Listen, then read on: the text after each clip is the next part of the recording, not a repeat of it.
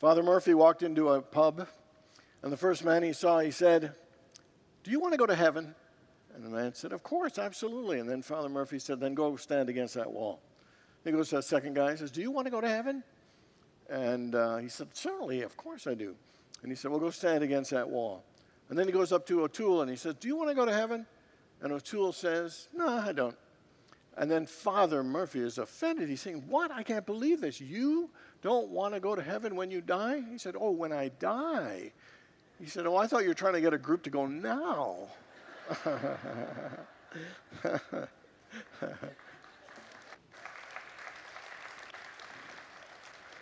So how many people have ever wondered what happens when you die? Anybody ever? And how many people ever think about what heaven would be like? I mean, is it a place? Is it paradise? Flowing with milk and honey and paved gold roads and hanging and meeting and reuniting with our families? Or is it a state of consciousness? Or maybe it doesn't exist at all. The answer to these questions really depend on what faith you grew up in. So is there a heaven? Or is it a state of being? Christianity and Islam believe that there is a place and we are united with our families. Sikhism and Buddhism and New Thought churches don't believe in a place of heaven. They believe in a state of consciousness and a state of awareness. And it's uncertain about whether we will unite with our loved ones. And so if this exists, how do we get to heaven? In Christianity and Islam, it is by faith and grace. And by Hinduism and Buddhism, it is by karma and growth. Well, my question is for you. What do you believe about heaven and how to get into heaven?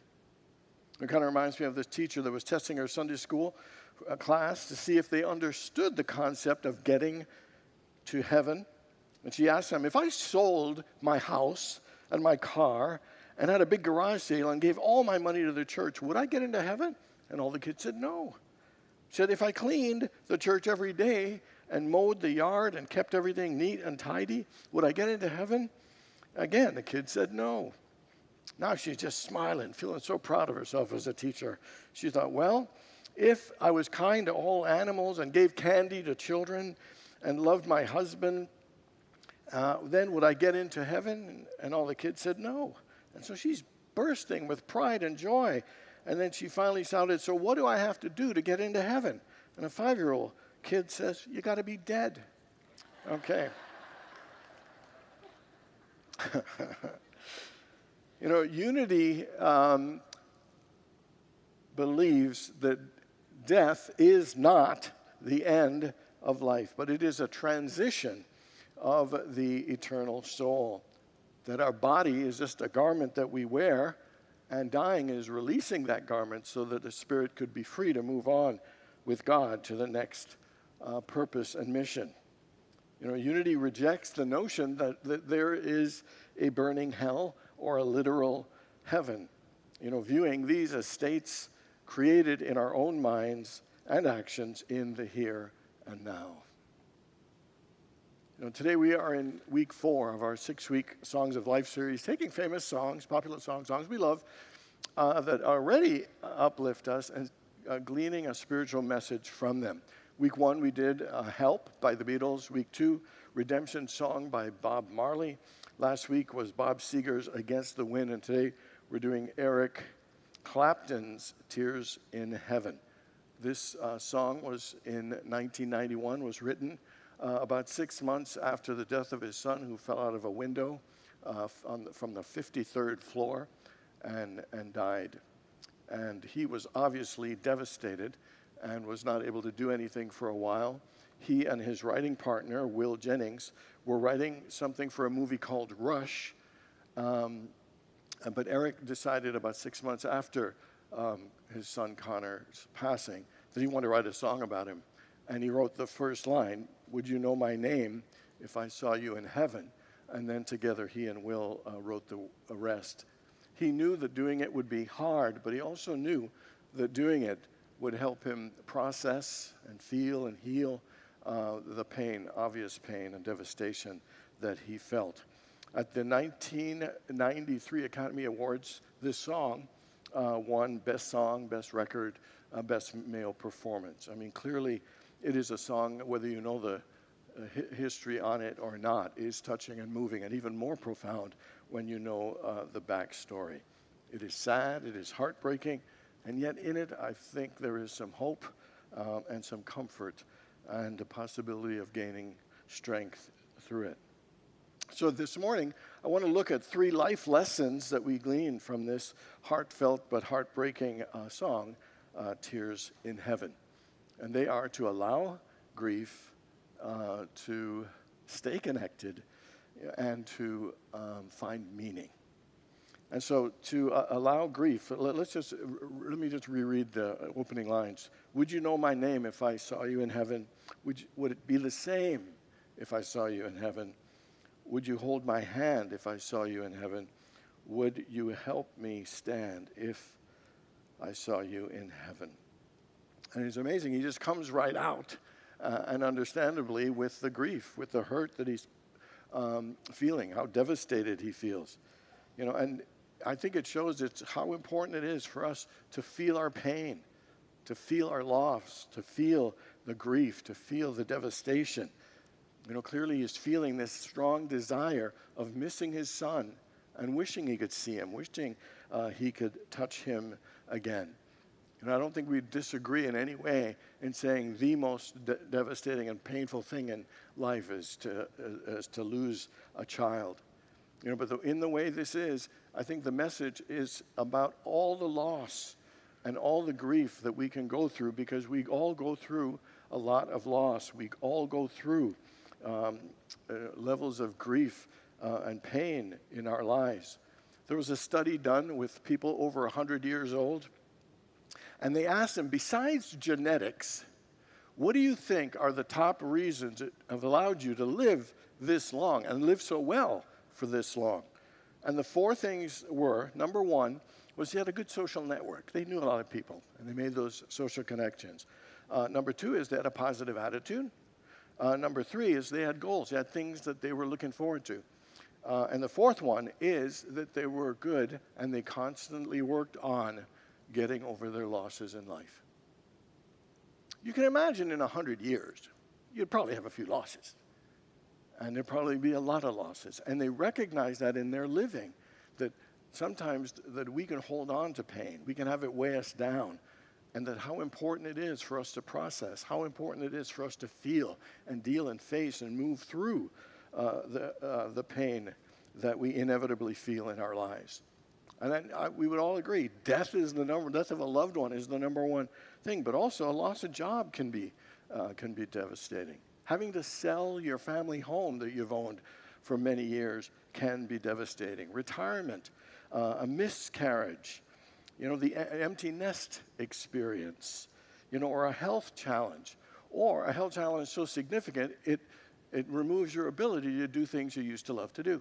Like I've had some friends who can't play racquetball anymore, and they're kind of sad that they're not able to do that. I know people who've no longer able to drive. It can be a painful experience. You know, life has a lot of changes, and we don't like changes.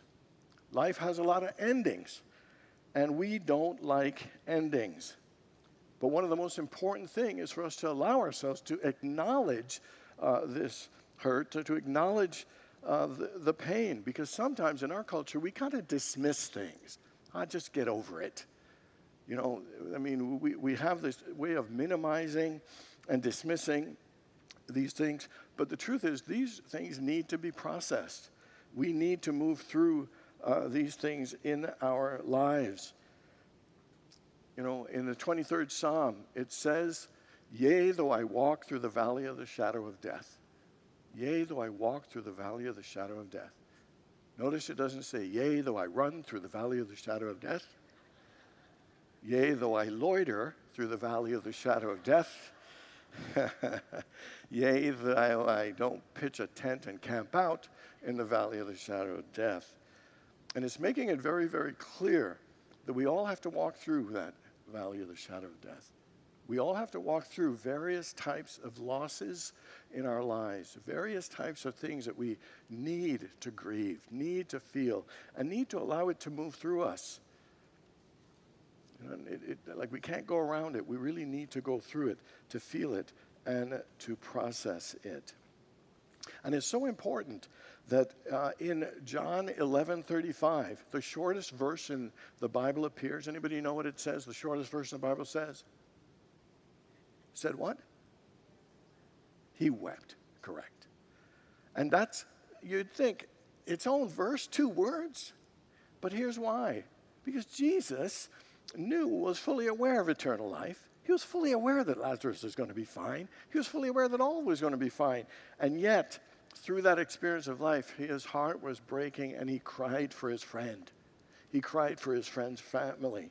And he's trying to emphasize very, very clearly, even when you know that things will all work out in the end, we need to honor the emotion and feelings that we're feeling. We need to acknowledge that sadness. We need to acknowledge, the hurt that we are going through.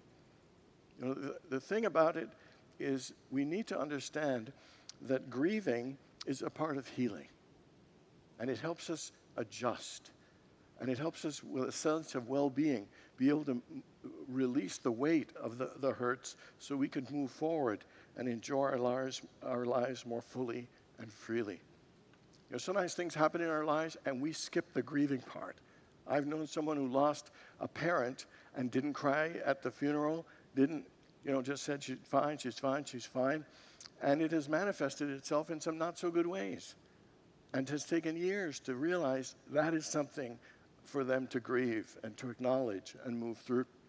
Everybody remember Sugar Ray Leonard, the boxer?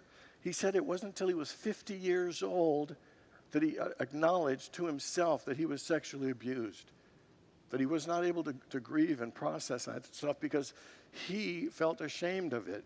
He felt these things that prevented him and allowed himself to be prevented of fully expressing it and moving through that process. And I think it's an important thing here with loss and grieving. The number one thing for it to me is, are you willing to feel? Are you willing to face it? Are you willing to go through that experience? Are you willing to go talk to a therapist? Are you willing to do some journaling? Because it does take some work. It'd be easier to sweep it under the rug, but it's way healthier and better for us to face it and to have that experience. It is a normal thing to grieve when there's loss and in all kinds. And in fact, the more significant the loss, usually the more intense the grief will be. But the thing to remember is that everybody's different. There's no right or wrong way to grieve. You'll know if it's working. You'll know if you're feeling more peace or feeling more clarity through the process.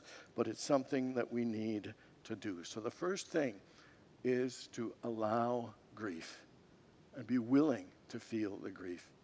The second one is to stay connected.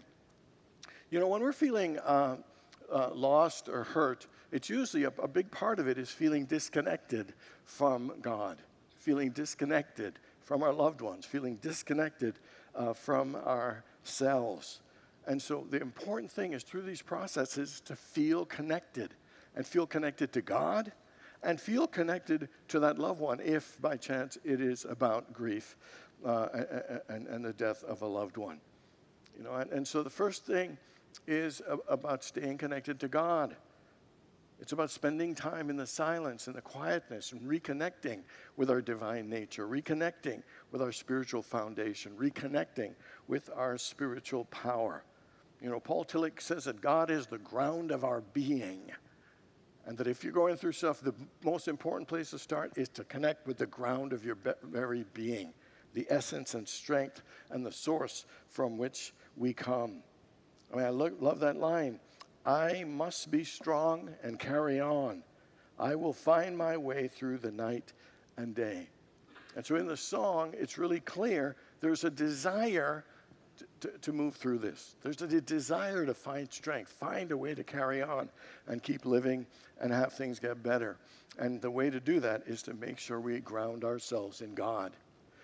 Psalm 1, verse 2 and 3 says something so beautiful. It says that we need to delight in the law of the Lord and on his way to meditate day and night. They are like trees planted by the stream of water, which yield their fruit in season, and their leaves do not wither. In all they do, they prosper. And what it's saying, that the most important thing, no matter what's going on in your life, is to ground yourself and to deepen your connection with the spiritual roots that are within us, to immerse our minds in the mind of God, to spend the time in the silence, because that is what gives us the power and the strength to be able to move through the grief that we're facing.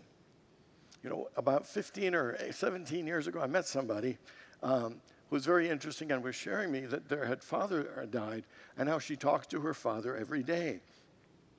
And I thought it was kind of interesting, and literally for everything, like get up in the morning, getting ready, talking to her dad, and loved her dad. He died. She was devastated, and she decided and realized that he's still alive, so she's going to chat. And they chatted all the time.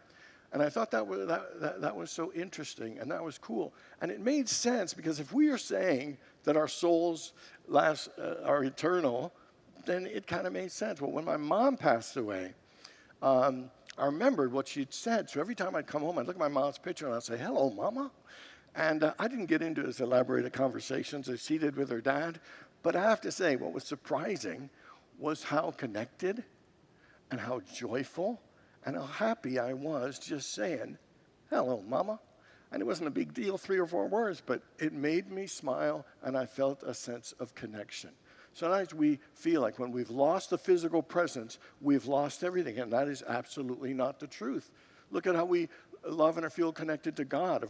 That we don't see that physical presence, so why would we think it would be any less with the loved one that we have?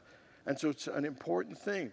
And so one of the things she had said to me in the instructions, she said, talk to them, write to them, and ask them questions, and consciously feel their presence in our lives. There's no reason, she said, why we should lose our connection. How many people have heard of helping parents heal? And I think that some of the similar ideas are experienced. It's a group that supports anybody that has lost a child, and it just seems that that's one of their tenets, is to continue to just acknowledge different ways that spirit of their child has shown up and does show up in their lives. You know, healing doesn't mean that you stop missing them. It means that you learn how to carry the love you have without being crushed by the feelings of loss and grief.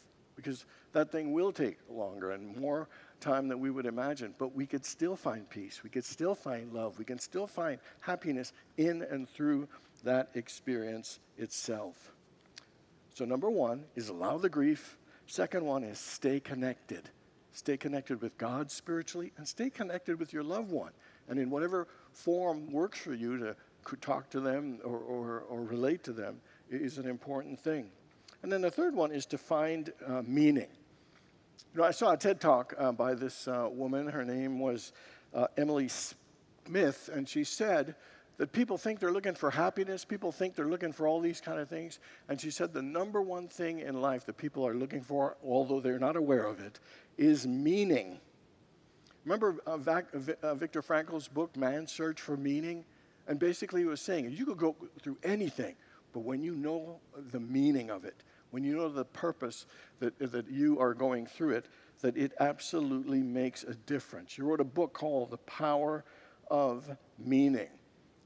And one of the things that Viktor Frankl actually said we think we're looking for the meaning of life, but the truth is, life is saying, what meaning do you give it? We are the ones who give life meaning.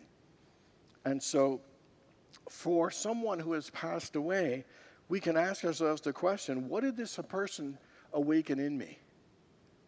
What did this person help me see or become, or enjoy or develop? And to continue to reawaken that in their honor, in their spirit. Sometimes even when there's loss, you know what? Life is always unlimited. Even if you're going through pain, life is always unlimited, always unlimited. And so it's important for us to find meaning, to find the blessing, to find the benefit and the value.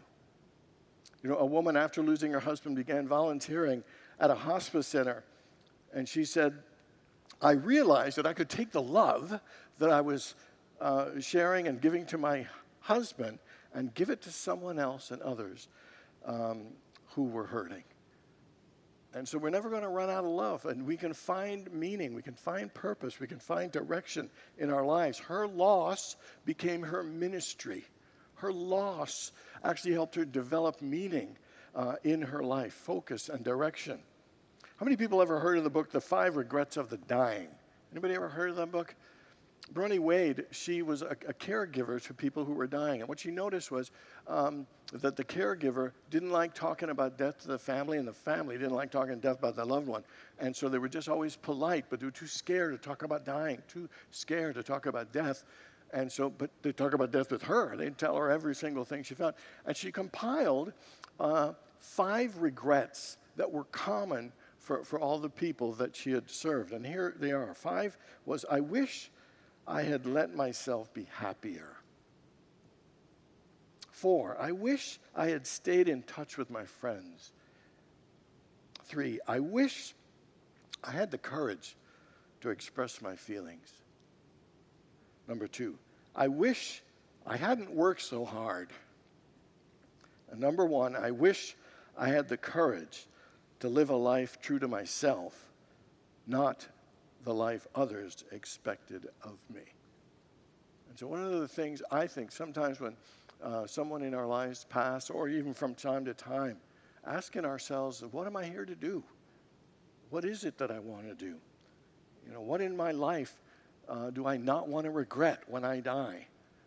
And to literally start living more in alignment with the life that we want to live, the life that we've called to live, the life that we're inspired to live maybe by the death of a loved one or anyone in our lives. You know, Psalm 118, I love, this is the day that the Lord has made. Let us rejoice and be glad in it. That even with loss and grief, that I think it's so important for us to be intentional in how we want to live our lives. Be intentional of how we want to move through experiences, even grief, and making sure we extract from it the best and the greatest blessings that we can to continue to continue enjoying life, but also in honoring that beautiful soul that has helped us in great ways. One day at the entrance of heaven, St. Peter saw a group of tough, leather-wearing thugs coming up to the pearly gates. Being his first time, he was a little scared, so he ran to God and said, God, there's something bad brewing at the pearly gates with a gang of thugs. What should I do? And God replied, just do what you do normally. Redirect them down to hell. Peter ran back to carry out God's order, and all of a sudden, he comes running back yelling, God, they're gone, they're gone. And God says, who, the punks? He said, no, the pearly gates.